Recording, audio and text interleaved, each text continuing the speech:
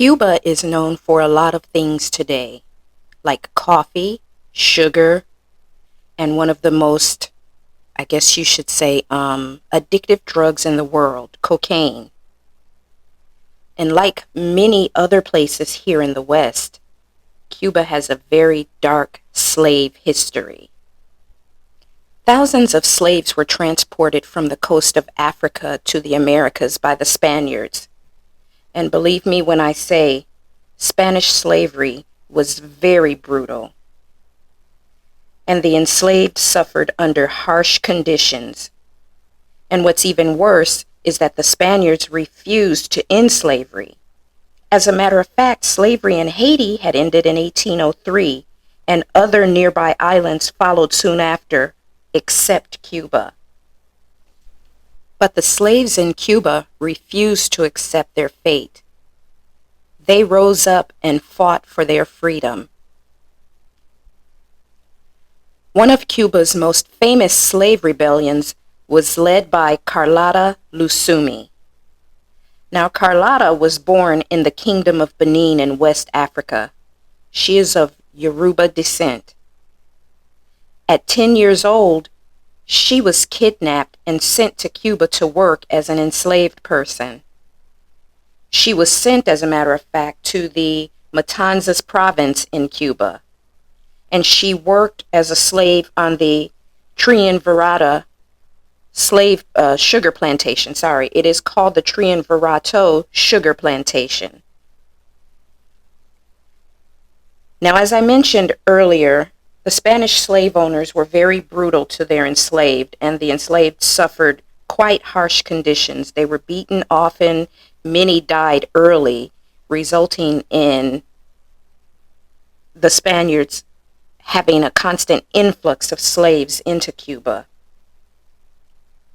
But the slaves in Cuba were strong, and as I said, they did not accept their fate lying down. They fought, and it is Miss Carlota Lucumi who led one of their largest rebellions. In 1843, Carlota and another woman named Fermina began plotting a slave rebellion. Now, what they were planning was for an uprising on their plantation and surrounding plantations as well, to all occur simultaneously. Fermina took on the task of passing on information to other slaves on other plantations. But unfortunately, Fermina was caught by a plantation owner as she was passing on this information, and she was severely beaten and placed in prison with her feet shackled. In spite of this setback, Lucumi continued organizing and planning for the uprising. And she used various methods to spread this information to the other slaves. For example, she used music to communicate with the other slaves on other plantations and her own, and they used talking drums for coded messages for nearby slaves. Now the day finally had come. It is 8 p.m. on a Sunday evening, and the date is November 5th, 1843. And the slave owners had no idea what was coming for them. The tribal leaders of the rebellion, Narcisco, Felipe, Manuel Ganga, Eduardo, along with Lucumi, began what is known today as the Triunvirato Rebellion. The rebels were all armed with machetes and spears, and it is said that Carlota wore a worn-out dress and carried a blade. The rebels fought ferociously. They burned down the house that was used to torture slaves, and they forced their slave owner, Julian Luis Alfonso, to flee his own slave plantation. Not only that, but they also killed the daughter of the overseer, Maria de Regla. From there, they went to the Akane plantation, and they freed Fermina and other slaves who were being held there. Now, they killed as many palm-colored people as they possibly could.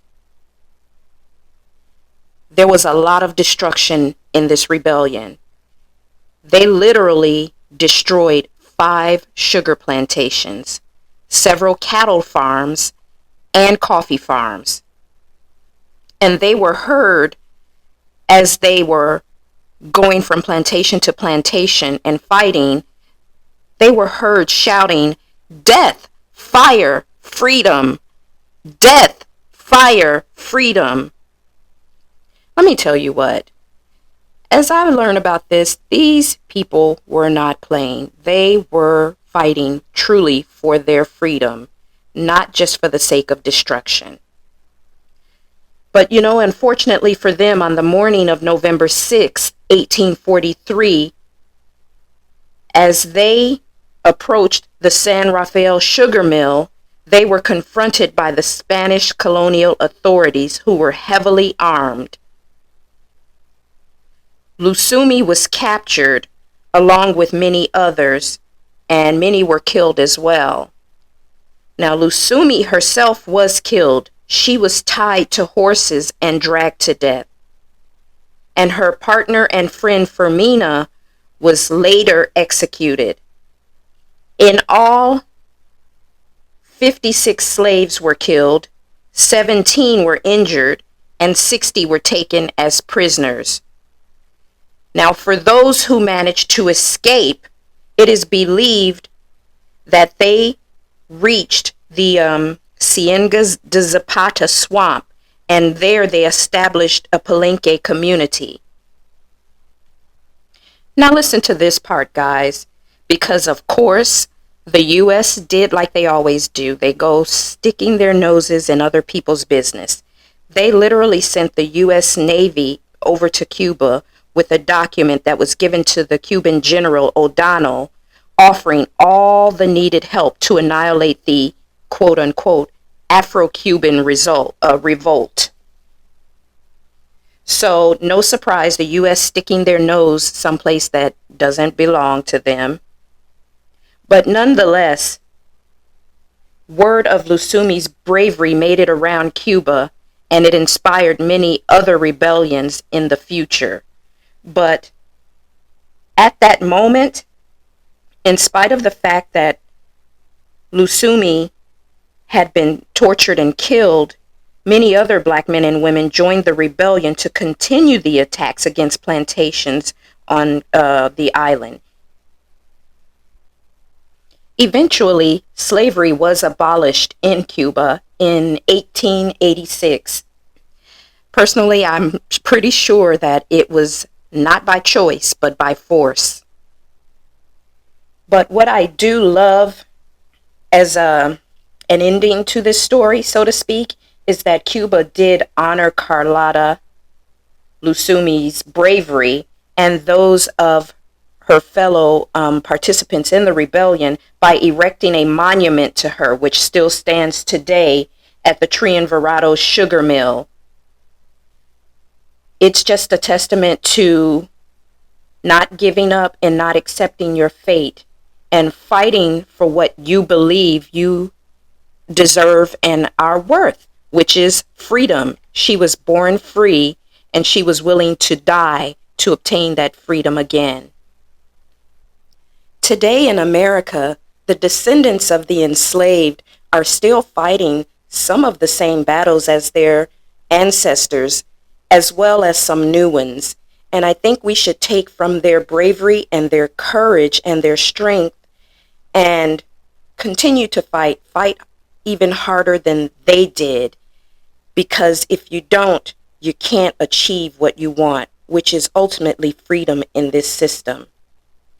Guys, I hope you enjoyed this video today. Thank you for watching. And remember to like, share, and subscribe. I'll see you soon.